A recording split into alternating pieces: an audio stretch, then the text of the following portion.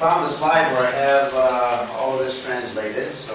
И я нашел слайд, где все вот это переведено оказалось. Можно спросить, там, наверное, это была такая всемирная шелуха, да? Ну, получается. So they are just asking, so probably, what I've told you, that probably the whole ocean became one big fish, so. Yes. Да.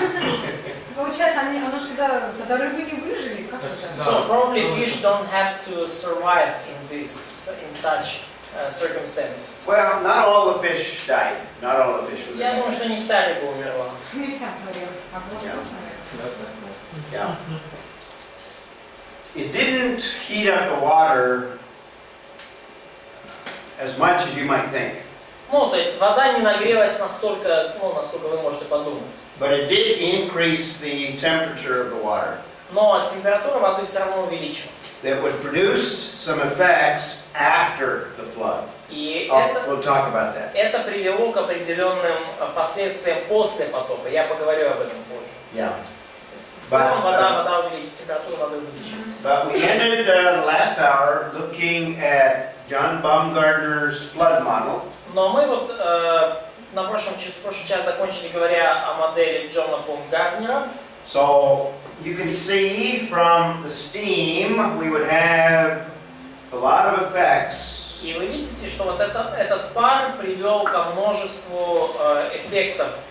So in the flood we have the fountains of the deep, probably describing volcanic. И во время потопа у нас есть источники великой бездны, скорее всего, подразумевающие вулканические массы лавы. That intense steam would produce a storm for 40 days and 40 nights, continuous. И из этого выброса лавы произошел также массивный выброс пара, приведший к 40 дням дождя. But notice, Vitaly, notice what it says in verse 24. Но обратите внимание, Виталий, что сказано в стихе 24? Read verse 24 of chapter 7. 7 глава, стих 24. Потоп набирал силу на земле 150 дней. There's another note that gives us a time frame. И есть еще одна отметка, которая нам дает определенные временные рамки. So the rain was 40 days and 40 То nights. есть дождь шел 40 дней и 40 ночей. But the waters are increasing and prevailing on the earth for how long? Но уровень воды на земле увеличивался еще сколько? 150 days. Yeah, 150-day waters on the surface of the earth. То есть вот 150 дней воды на поверхности земли. But notice also, Oksana, do you want to read verse 5? Но, Оксана, прочитай, пожалуйста, стих 5, chapter 7, yes? Of chapter 8. 8 глава, стих 5. Verse 5, chapter 8. И постійна вода спадала аж до 10-го місяця, а першого дня 10-го місяця завиднілися людські вершини. So we have another note of time where the tops of the mountains can be seen now. И мы увидим другую временную отметку, где теперь уже видны верхушки гор. Now this is after chapter 7, verse 19. Galia, look at that one. Read 19. И это уже после 7 главы 19 стиха. Прочитай, пожалуйста, chapter 7, verse 19, yes? 7:19. 7:19, прочитай, пожалуйста. І дуже-дуже вода на землі прибула, і покрились усі гори високі, що під небом усі. Okay, so all the mountains are covered. И все верхушки гор были покрыты водой. In fact, verse 20 says they're covered by 15 cubits of water.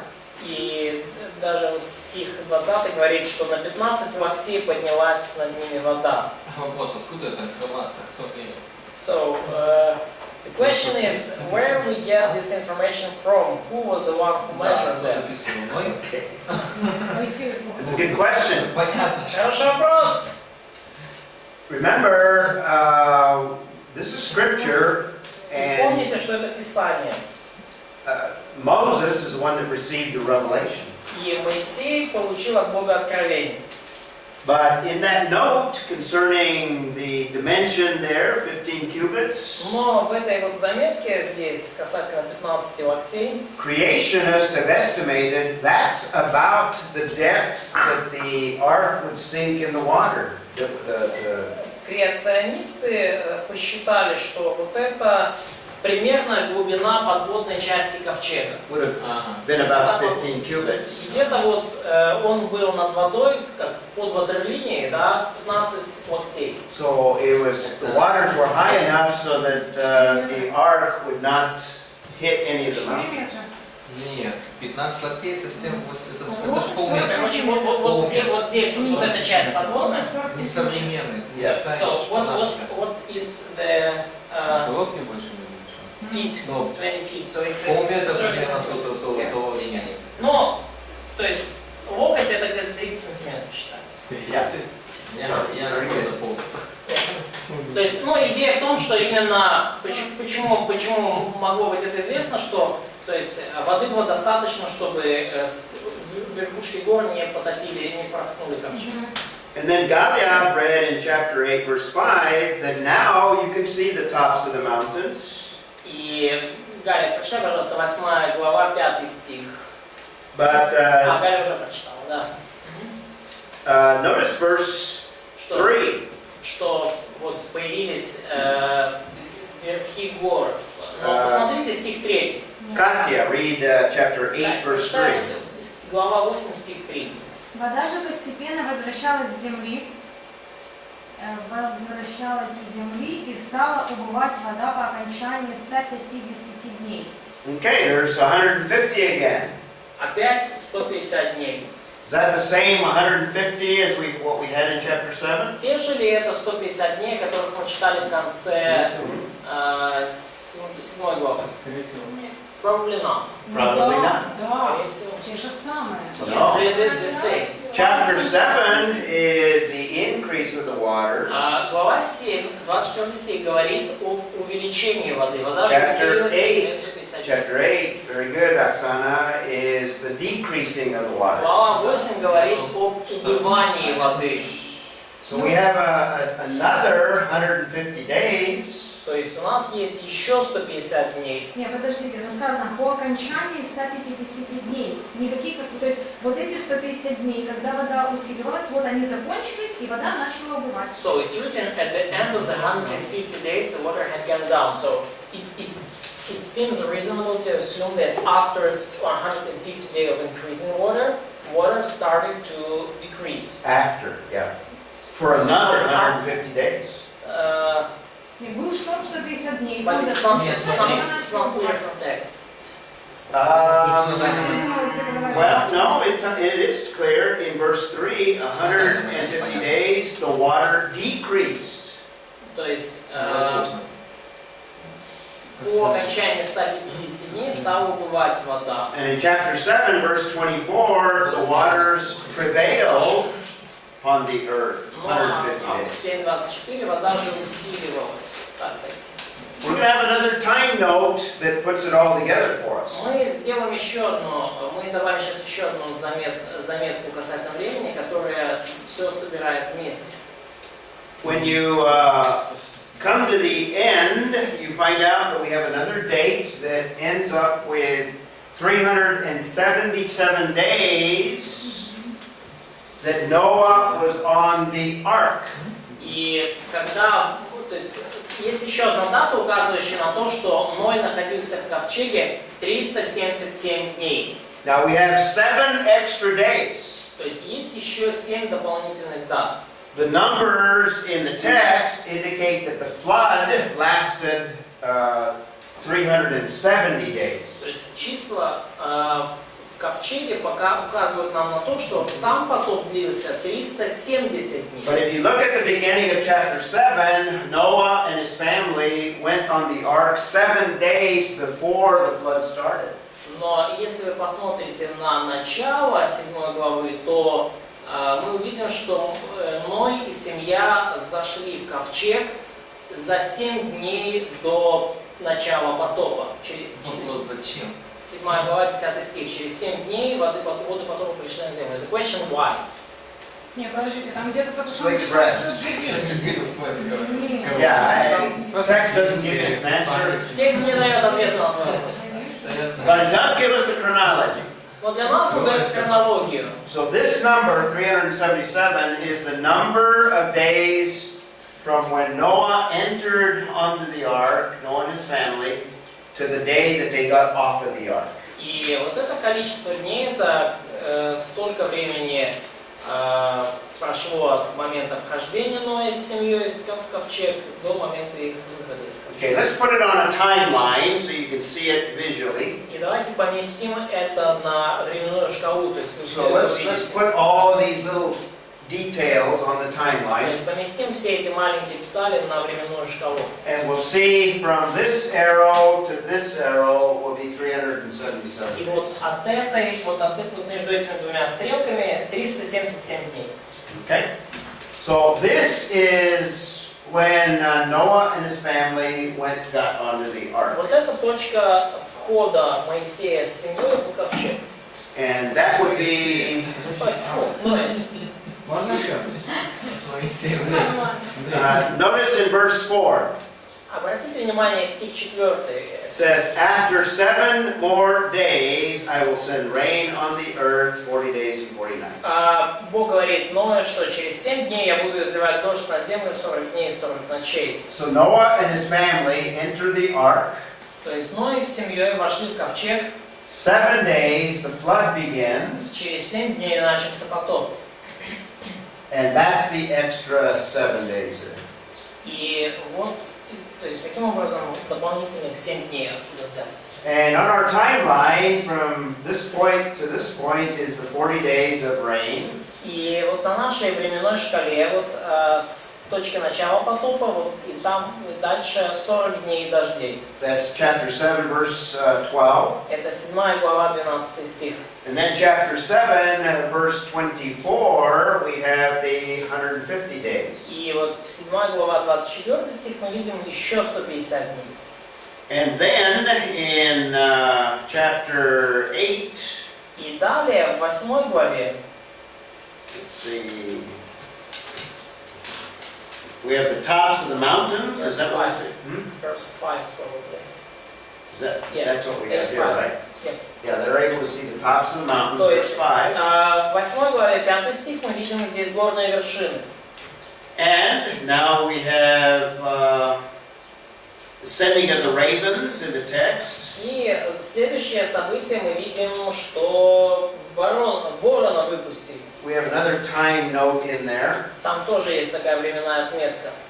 And we also have the 40 дней, по прошествии 40 дней. opening of the cover. И также мы видим следующая временная отметка, это открытие вершин. And then the last arrow is they depart from the ark or disembark from the ark.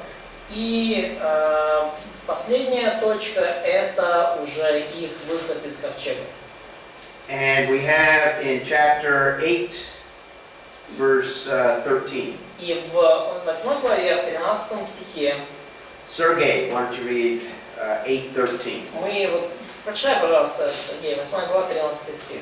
В 601 году жизни Ноя, в первого дню первого месяца, иссякла вся вода на земле.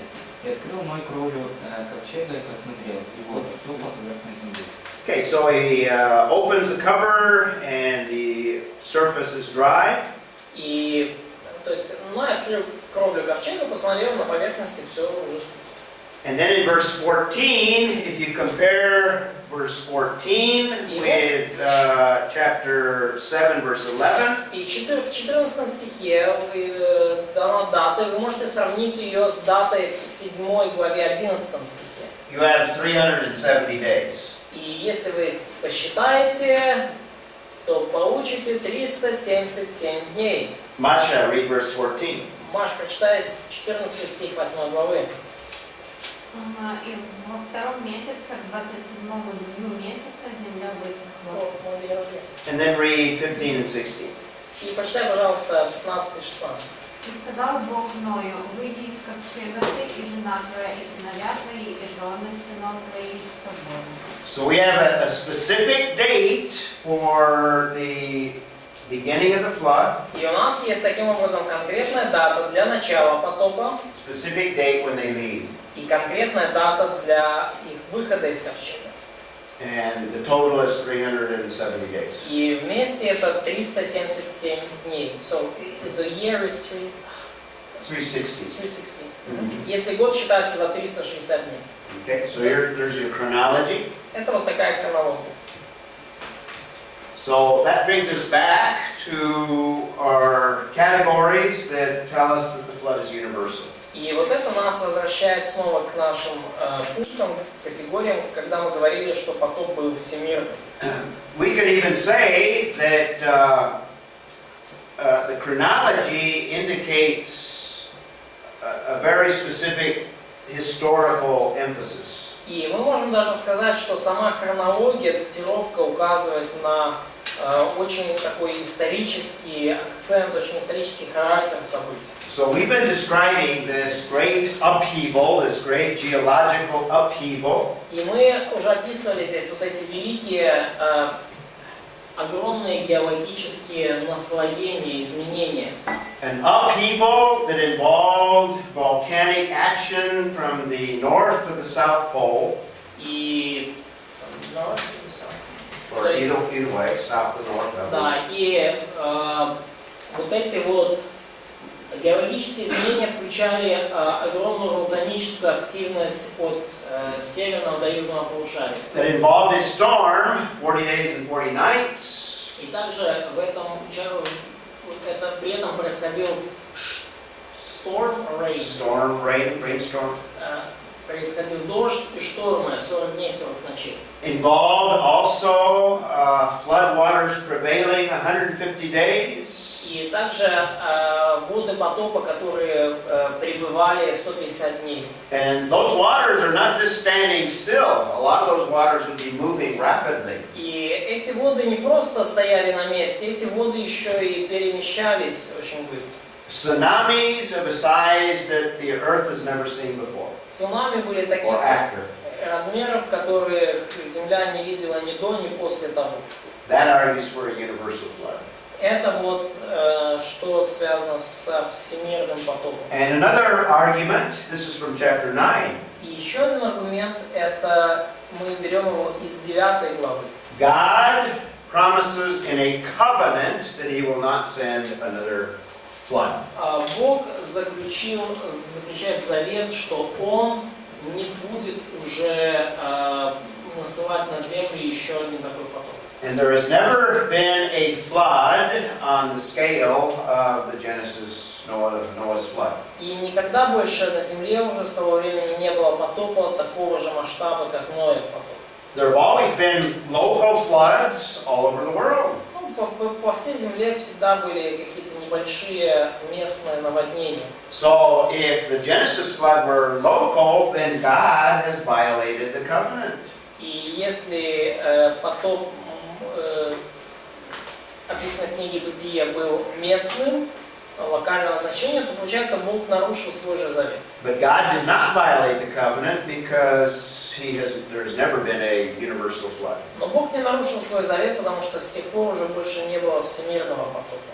After the flood that is described in Genesis 6-9. После потопа, описанного в 6-9 главах Бытия. So those are the kind of the biblical evidence that the text gives us for a universal flood. И вот это библейские свидетельства, которые текст нам дает в поддержку того, что потоп был всемирным. To see a local flood or even to deny a flood, you have to disregard the details of the text. И если вам очень хочется видеть потоп как локальное событие или даже отрицать его, то тогда вам придется, скажем так, столкнуться со всеми этими фактами. And this is just a cartoon to kind of emphasize that the details are very important. И это одна из таких карикатур, показывающих, что детали очень важны. In other words, the details, the exegetical details are important in the text. Иными словами, что детали очень важны для текста. То есть, фраза здесь, так, подожди минутку, так, а что у нас здесь локти, а что у нас сантиметры? You get the details wrong, you can get the ark wrong. Если вы перепутали детали, то у вас ковчег неправильный получится. We have very specific time frame that is given.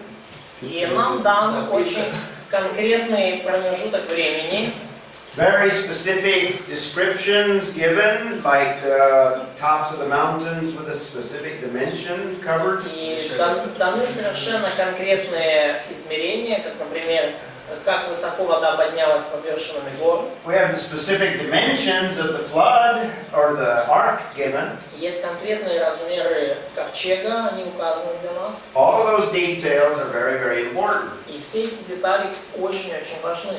To hold to a local flood or anything other than a universal flood goes against the biblical text. И поэтому все, что противоречит вот библейской, то есть говорить о том, что потопа не было, говорить о том, что он был местным, все это входит в противоречие с библейским текстом. So the first implication of the Genesis flood is the corrupting effects upon all of humanity. И первый вывод из Effects of потопа sin. заключается в том, что тлетворное влияние греха распространилось на все человечество. We've just tried to emphasize that the biblical text indicates that the flood is universal. И мы только что вот пытались показать, что библейский текст указывает на всемирный характер потопа. Another thing, I mentioned that there's two things that are involved in the Genesis flood. И еще одна вещь, которую я уже заметил, это два момента имеют место при потопе. One of them is this is a judgment that God brings. Во-первых, это суд, который привел Господь. And it's a judgment of universal scale. И это суд всемирного масштаба. But remember, there's not only wrath, but what else? Но помните, да, что не только гнев здесь имеет место, но что еще? What did we start off with? С чего мы начали? Grace, Grace. love. Grace as well. And we might say that we have another picture of salvation. И благодать, да, но также мы здесь видим еще одну иллюстрацию спасения. So in this picture of salvation, И в этой иллюстрации спасения we also see principles of what God does in preparing mankind for the salvation that He offers. видим то, что Бог делает для того, чтобы спасти человечество. So in relationship to salvation, the Genesis flood teaches us several things. И в отношении спасения потоп учит нас нескольким вещам. Before God brings judgment, He always prepares man with warning, gracious warnings. Во-первых, перед тем, как Бог приносит суд, Он всегда дает человеку благодатное предупреждение. And this is true of all of the judgments that we have recorded in the Bible. И это относится ко всем судам, которые описаны в Библии. There was warning before Sodom and Gomorrah. Перед уничтожением Содома и Гоморры было предупреждение. There was warning to the nation of Israel before they were taken into captivity. И было предупреждение народу Израиля, прежде чем они попали в плен. There's warning to the nation of Israel in the New Testament. A warning against rejecting their Messiah. Было предупреждение израильскому народу в Новом Завете, предупреждение не отвергать Мессию. The Bible warns us of a coming judgment of the Great Tribulation. И Библия предупреждает нас также о грядущем суде, о великой скорби. And it warns us that when Christ or Messiah returns, He's going to come in judgment. И Библия предупреждает нас о том, что когда Христос, когда Мессия придет, Он придет с судом. When He came in the first coming, He came to offer salvation. Когда Христос пришел в первый раз, Он пришел, чтобы дать людям спасение. In fact, Jesus Himself compared His coming to a judgment like the Genesis flood. И сам Иисус сравнивал His second coming, Yes, свое второе пришествие с потопом. And when he judges, it's always with what we might call perfect discrimination. И когда Бог совершает суд, то мы можем назвать это всегда совершенным или полным отделением. God can always protect those that he has chosen to save. Бог всегда может защитить тех, кого Он избрал ко спасению. And those that fall under his wrath, they will in fact suffer the judgment. И все те, кого Он решил осудить, они все переживут вот этот суд, они все подвергнутся суду. So that's also true that you can trace through the history of God's judgment. И это также та истина, которую вы можете проследить на протяжении всех судов, совершаемых Богом. When Jesus returns, those that don't know him will in fact suffer judgment. None of them will escape. И когда Иисус вернется, то все те, кто останется на земле, они переживут суд, никто не избежит его. Those that have trusted in him, he will in fact preserve. Но тех, кто доверился ему, конечно же, он сбережет. So the flood illustrates that principle. Потоп указывает нам на этот принцип. Thirdly, when God offers salvation, there's only one way. И в-третьих, когда Бог предлагает спасение, то есть только один путь. The flood emphasizes the one way is only by being on the ark. Один путь спасения. При потопе подчеркивается, это повествование подчеркивает, что был только один способ спастись, это в ковчеге. Even if men tried to build little boats, даже если человек попытался построить какую-то маленькую лодочку, because of the geological and the upheaval of the tsunamis, то по причине геологических катаклизмов и вот этих потрясений, цунами, every little boat that conceivably was built, и любая маленькая лодка, которая, возможно, была бы построена, would have been destroyed. она была бы просто уничтожена. The only way of salvation is by getting on the ark. Единственным путем спасения было попасть в ковчег.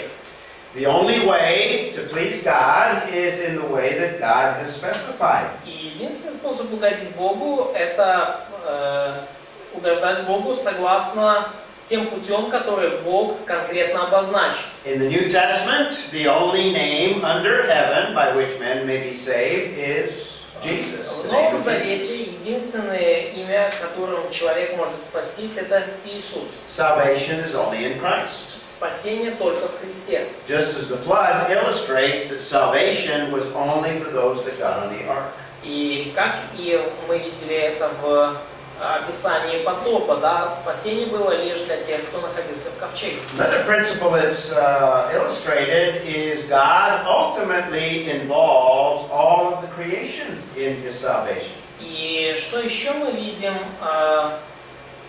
в этом описании потопа, что Бог все творение включает, Бог спасает все свое творение. В спасение включено все творение. So just as the flood is universal and destroyed all of the earth, Точно так же, как потоп был всемирным и уничтожил все, что было на земле, including all of the animals, включая всех животных, God makes provision to save some of the animals. Бог также позаботился о том, чтобы спасти некоторых животных.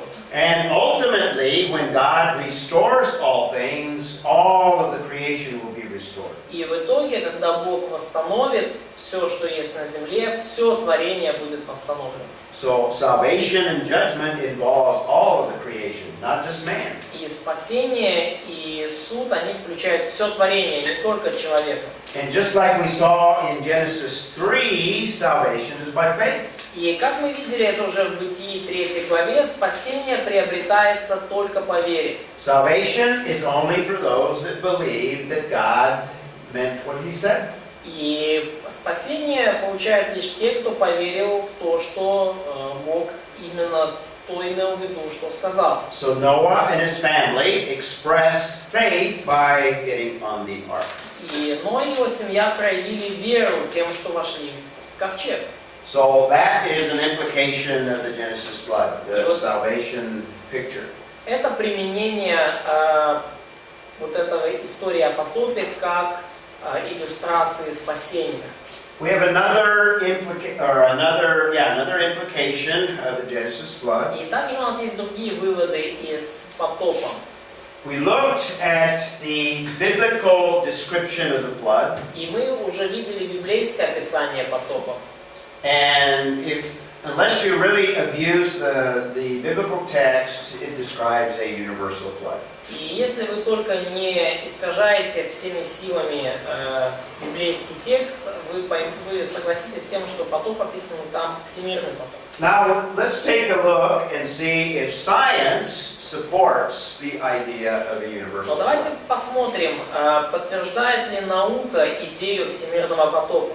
And what we want to observe is what interpretation of the geological layers is the more accurate description. И мы посмотрим, какое из толкований, объяснений вот этих географических слоев является наиболее аккуратным и достоверным.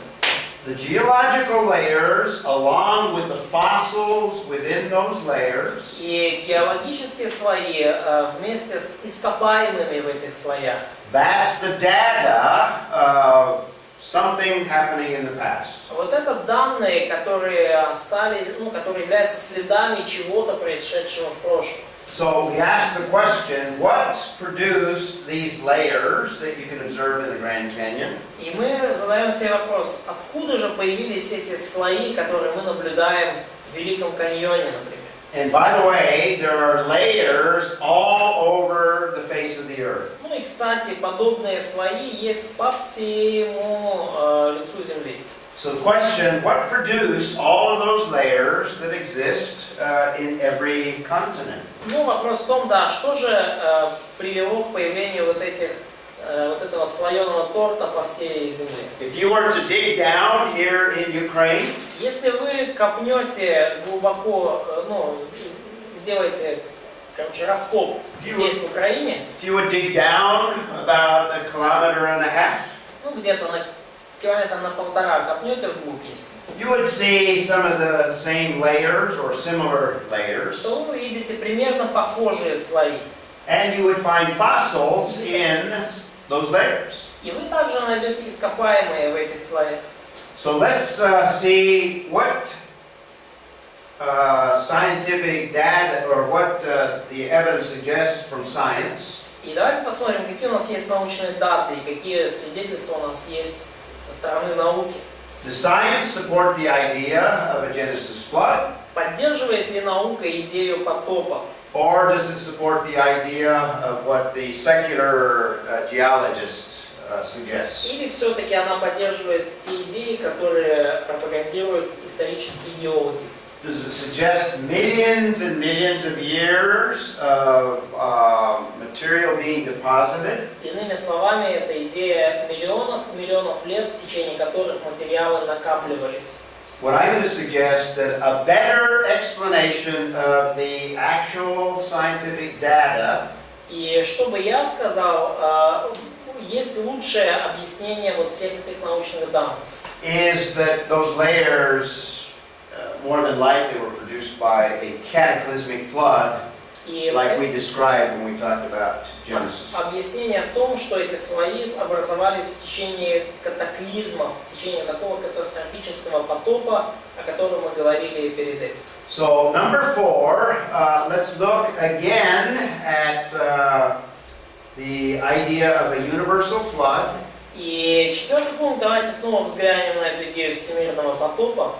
We looked at it from the description of the Bible. Мы уже видели это с описание этого потопа в Библии. And now let's look at it from the perspective of science. Давайте теперь посмотрим на всемирный потоп с точки зрения науки. What does the scientific evidence seem to indicate? Что показывают нам научные данные? Now, I use this slide when I teach younger students, sometimes very young students. И я этот слайд использую, когда преподаю студентам младше вас, иногда намного младше. And even kids realize that if you have a little bit of water, it can erode over long periods of time and produce like a canyon. A little bit of water over a long period of time. И если вы, и даже дети понимают, что если у вас есть немного воды, то в течение большого количества времени она может erode, you mean, so Erode, yeah. destruct the stone. Right, move the soil. Да, то есть эта вода может размыть почву определенным образом, что получится вот, ну, каньон. In other words, you have the ground here. То есть, иными словами, вот у вас есть земля, почва. With water, you have a little bit of erosion, a little more, a little more. Ну и у вас есть, so it's kind of, yeah, water, river. River water. Ну, например, у вас тут речка течет, и она со временем все, что вокруг нее, она размывает. Little water, long period of time. То есть много воды, немножко воды в течение большого количества времени, и вот уже, ну как берега реки, да? То есть размытые. Yeah. Or you can get the same effect with a lot of water over a short period of time. Но также такой же эффект можно получить, когда у вас много воды в течение малого количества времени. Short period of time, same canyon. То есть такой же каньон может получиться, если да, много воды и мало времени. So to simplify the difference in understanding the physical evidence, То есть вот это вот упрощает немножко те трудности, которые мы испытываем при понимании физических свидетельств. the historical geologist says that the canyon, like the Grand Canyon, was carved out over a long period of time. И геологи, вот, ну, особенно подразделения исторической геологии, они утверждают, что каньоны, подобные Великому каньону, образовывались в течение долгого времени. The historical geologist says, first of all, these layers were laid down over long periods of time. И исторические геологи говорят, что, во-первых, эти слои появлялись в течение долгого времени. And the flood model that we're describing А та модель потопа, которую мы описываем, is that these layers were laid down by the Genesis flood она заключается в том, что эти слои были уложены потопом. over short period of time, within that year time frame, В about a year. течение короткого времени, в течение этого года, когда длился потоп. And as the after effects of the flood, we have a large amount of water carving out in a short period of time canyons, like a Grand Canyon. И как последствия потопа мы видим вот эти вот большие массы воды, которые, вот, скажем так, продолбили или, ну, оставили вот эти вот, короче говоря, которые проложили такой вот каньон, подобный большому каньону. So when you go to the Grand Canyon and you look in there, То есть если вы вот попадаете в большой Великий каньон и смотрите там, you can, well, I guess I could do that. You can see the layers. то вы можете видеть вот эти слои здесь. The question is, did a little bit of water do all that over long time or lots of water over short time? Но вопрос в том, получились ли эти слои в итоге действия малого количества воды в течение долгого времени или большого количества воды в течение малого времени. I think the scientific evidence favors this view. И мне кажется, что научные свидетельства дают больше уверенности вот во втором варианте, этом взгляде. So let's take a look at that evidence in the time that we have. На эти свидетельства в течение того времени, которое у нас осталось. And we probably won't finish, but we can continue Мы, tomorrow. скорее всего, не закончим, но завтра уже продолжим. Or Monday, I guess. Или не завтра, в понедельник. Now let me give you a little explanation of historical geology. Давайте я вам немножко разъясню, что такое историческая геология. The historical geologist has come up with what they describe as the geological column. Исторические геологи выработали вот такую шкалу, они называют ее геологической шкалой. Which you can find in most geology books, Вы можете ее найти во многих книгах по геологии. is a chart of those geological layers, a chart like this, Вы можете увидеть вот такие вот, такую таблицу геологических слоев, where they have the different layers represented in a chart form. и они вот различные слои вот указывают, представляют на вот этой вот таблице. So in a textbook, it'll present what's called a geological column. Ну и вот в текстах, в книгах эту шкалу называют геологической шкалой. But you need to keep in mind a few things when you look at it in a book. Но вам нужно кое-что держать, иметь в виду, когда вы смотрите на такую шкалу. The first thing to note is that this chart is theoretical. Первое, что вам нужно иметь в виду, глядя на такую шкалу, что она совершенно теоретическая, эта шкала. In fact, nowhere on the face of the earth do you have represented every single one of these layers. Потому что нигде, each of them, Nowhere on the face of the потому earth. что нигде по всей земле не найдено место, где все эти слои были бы представлены. In some places, maybe you might have these layers, В некоторых местах, может быть, вы можете видеть такие слои, and you might have these missing, может быть, вы можете видеть вот, and допустим, maybe you might have some other layers. эти слои пропущены, потом идут снова более поздние слои, And you might have others missing, и также там сверху, может быть, там пару штук but пропущено. nowhere on the face of the earth you have all of the layers all in that one location. Но нигде по всему лицу Земли нету всех слоев в одном месте. So this geological column is more of a composite of all of the possible layers. И эта геологическая шкала, она скорее такая составная из всех возможных слоев. And it's theoretical. И она теоретическая. Now, that same creationist that I talked about earlier by the name of Wood-Morapi, И вот тот же креационист, о котором я говорил раньше, Вуд-Мораpi, I'm going to give you the results of some of his research on the geological column. и я приведу вам результаты его некоторых исследований касательно геологической шкалы. He also produced a computer model Он также создал компьютерную модель, that evaluated the layers as they exist in reality all over the world. которая оценивает вот эти слои, существующие реально по всему миру. Now, to simplify the computer calculations, И для того, чтобы упростить компьютерные расчеты, he grouped all of these into one group. он сгруппировал все вот эти слои в одну группу. And I don't remember, but he combined a couple of these others. Maybe, I don't remember which ones, but possibly these. И я не помню точно, но насколько я знаю, что он сгруппировал также некоторые из этих слоев. Возможно, вот And эти. maybe he combined these. I can't remember which ones he Я combined. не помню точно, какие именно слои он совместил. But he came up with 10 layers. This was one of them. Но он в итоге выдвинул идею 10 слоев, и это был один из них. And he ran his computer model. И он запустил вот эту компьютерную And модель. I'll show you some of the results of that. И я покажу вам кое-какие результаты. But to begin with, the chart has a lot of problems. Но просто для начала, эта таблица, у нее есть много недостатков. For one, it's based on evolution. Во-первых, первый недостаток, она основана на эволюционной теории. So it assumes that evolution is true, И подразумевается при этом, что эволюция верна.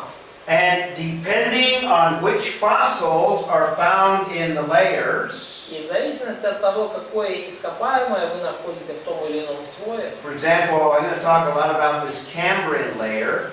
ну, например, я много буду говорить о кембрийском слое. It is categorized as a Cambrian layer if it has certain fossils within it. То есть такой тот или иной слой могут охарактеризовать как кембрийский, если там найдены определенные ископаемые в нем. Now, if you saw the movie Jurassic Park, И it's about dinosaurs. если вы смотрели кино или читали книгу «Парк юрского периода», One of the characteristics of the Jurassic layer одна из характеристик вот, юрского слоя is that you find dinosaurs in the Jurassic layer. то Dinosaur она fossils. в том, что вы находите ископаемые останки динозавров в таких вот слоях юрском слое. So it's based on evolutionary thinking. То есть эта таблица основана на эволюционном мышлении. It's also based on the assumption of long periods of time. И также она основана на предположении об очень долгом, длительном периоде времени, долгом сроке. For example, in this column, these numbers Например, вот в этой колонке вот эти числа represent how long they estimate each of these layers took to form. они дают примерно оценки, сколько, на их взгляд, понадобилось на формирование того или иного слоя. For example, the Jurassic layer, they assume or they estimate that it took 45 million. These are in millions of years. И, например, они предполагают, что юрский слой формировался в течение 45 миллионов лет. So they estimate 45 million, here's one 55 million, there's one 60 million. Где-то 45, где-то 55, вон там внизу 60 миллионов лет. And then if you add those numbers, you end up with, to the bottom of the Cambrian, 600 million years from the surface. И если вы суммируете все эти числа, то вот где-то перед включая кембрийский период, там 600 миллионов лет. So it assumes evolution over long periods of time. То есть подразумевается эволюция в течение очень долгого периода времени. But there are several problems. Но есть несколько проблем с этим. I've already mentioned that it is theoretical. It's a theoretical chart. И опять же, я упомянул, это таблица теоретическая. And in fact, the result of the research of Wood-Marapi И, кстати, вот исследование Вуд-Марапи, is, even though he combined these into one, они имеют следующий результат. Даже когда он совместил там все эти слои в один, and by evaluating just 10 layers, и через совмещение он выработал 10 слоев. that those 10 layers are represented in less than 1% of the earth. In other words, you will find all those 10. То он сказал, что в принципе лишь на 1% вот, земного шара, земной территории можно обнаружить все 10 этих слоев. And nowhere on the face of the earth do you have all of them. It doesn't exist anywhere. So Only less than 1% of the 10, all of 10 of them. Да, и вообще нету ни одного места на Земле, где вы можете все эти слои найти. So we have 16 layers, so we combine these and combine some others. То есть вот 16 слоев мы одни объединили с другими, как там. And let me give you an example of one of the charts that he produces that shows that less than 1%. И вот я покажу вам одну из его таблиц, которую он создал, чтобы показать, что менее 1% Земли содержится. The dark represents the places where you don't have all 10. They're absent. Темная поверхность, она указывает на места, где у вас нету всех 10. The white is where all 10 are represented. А белые площади это там, где представлены все 10. And as you can see, И как вы можете видеть, all of the United States and North America is dark. все Соединенные Штаты и вся Северная Америка. And there's only a small little piece where you have all 10 in Cuba. И есть маленький кусочек земли, где вы можете наблюдать все 10 слоев. And there's only a real small place in the Andes where you have all 10. Less than 1% of Есть the earth. небольшой также кусочек в Андах, где вы можете видеть все 10 слоев. And in the Himalayas, you have represented in some В places. Гималаях в некоторых местах можно видеть. And there's a small portion in Poland. и есть небольшой кусочек в Польше. The total is less than 1%. Всего это менее 1% территории Земли. So that indicates that it's theoretical, obviously. И это нам указывает на то, что вот эта табличка, очевидно, теоретическая. Now, I've already mentioned that evolution is assumed. И я уже упомянул то, что в этой табличке предполагается верность эволюционной теории. Now, on another chart, he shows that 60% of the Earth is represented by less than 5 layers. И на другой таблице он показывает, что 66% Земли, на ней представлены менее 5 слоев. In other words, 2/3 of the Earth, most of the chart is missing. You only have less than 5 of the layers. Иными словами, практически 2/3 Земли у вас эта таблица, она, то есть в ней пропущены слои, там меньше 5 слоев. Now, he also has charts that are the result of his research И также у него на эту тему есть отдельная таблица, that show where on the Earth you have maybe one particular layer. и он показывает, в каких точках Земли у вас есть, может быть, даже один конкретный And what слой. I've included here is the chart that includes just the Cambrian layer. И что я вот здесь в таблице, где он показывает, где расположен только кембрийский слой. And again, where there's no Cambrian is the dark. The dark is no Cambrian layer. Темными отмечены территории, где вообще нет кембрийского слоя, And the white, the Cambrian layer, is there. а белым обозначено там, где кембрийский слой есть. So you can see most of Africa, no Cambrian layer. То есть вы можете видеть, большая часть Африки кембрийского слоя нет. Most of South America, no Cambrian. Большая часть Южной Америки тоже нет кембрийского слоя. Only on the western part do you have the Cambrian layer represented. Только на какой-то части, там, на западе Южной Америки Let's take есть a look at кембрийский слой. most of Ukraine, no Cambrian layer. If you go down, there's no Cambrian layer in Ukraine. Даже на большей части Украины, если вы там копнете вглубь, нет кембрийского слоя. It's represented in most of the United States. Но есть на большей части территории США. But anyway, what he has done is he has analyzed this data Но что он сделал? Он проанализировал эти данные, and he's come to some of these conclusions. и он пришел вот к таким выводам. So most of the Earth, there's less than 5 of the layers. И на большей части Земли, как он говорит, не больше 5 слоев.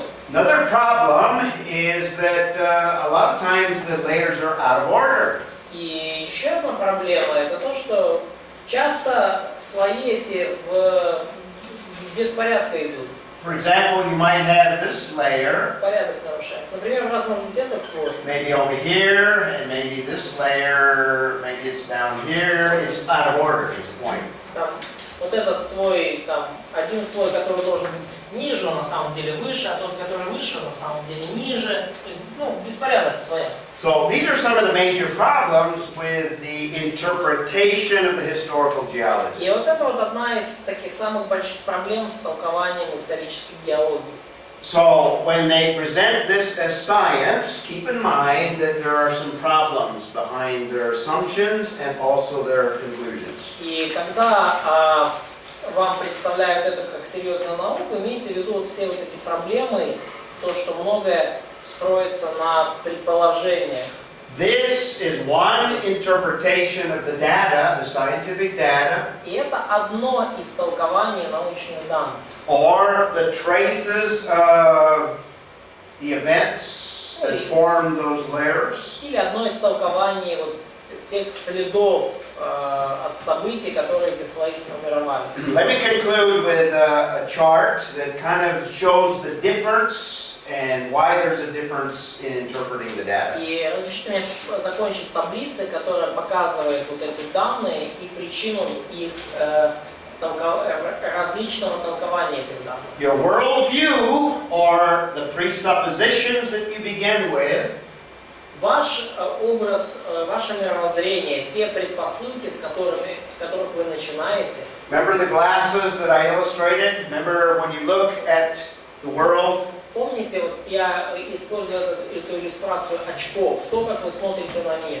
If you're an unbeliever, you have a different pair of glasses that you're looking through, and you're looking at the same data. И если вы неверующий человек, у вас другие очки на глазах, и вы смотрите на те же самые данные, So when you look at the data, you're going to see it through darkened glasses. то, глядя на эти данные, вы будете смотреть на них через затемненные очки. You're going to come to a different conclusion or a different interpretation. Придете к иному толкованию или к иному заключению.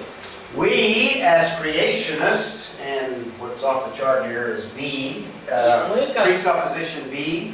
Креационисты, и там дальше вот на слайде предпосылка Б. We have a different set of glasses that we're looking at the same data. The same У data. нас есть другие предпосылки, с которыми мы смотрим на те же данные. But in fact, we have additional data. Но кроме этого у нас есть дополнительные данные. We have revelation. У нас есть откровение. Just also write book. Okay. У нас есть откровение. So we have more data. И у нас есть больше данных. And when we look at the fossil record or the layers, the fossil record or the И layers, когда мы смотрим на ископаемые находки либо на слои, we have help to interpret the data. то у нас есть помощь в толковании этих данных. The secular humanist rejects this revelation. Светский гуманист отвергает это откровение. But when we take into account that the Bible describes the universal flood, Но когда мы принимаем во внимание, как Библия описывает we всемирный look at the same data то мы смотрим на те же данные and realize that our interpretation is actually a better interpretation. и понимаем, что наше толкование на самом деле лучше. Better interpretation than the evolutionist or the historical geologist Лучшее толкование, чем у эволюционистов или эволюционных геологов, or the unbelieving mindset. или любых других неверующих мыслителей. So let's begin here tomorrow, or Monday rather. We're going to meet Monday. И мы встретимся с вами в понедельник. Got it? Monday? Понедельник. All right. This is where we'll begin, and what I will present is we will begin to look at the scientific data. И вот с чего мы начнем, и я начну с научных данных. Different areas of science. Различные сферы науки. Okay?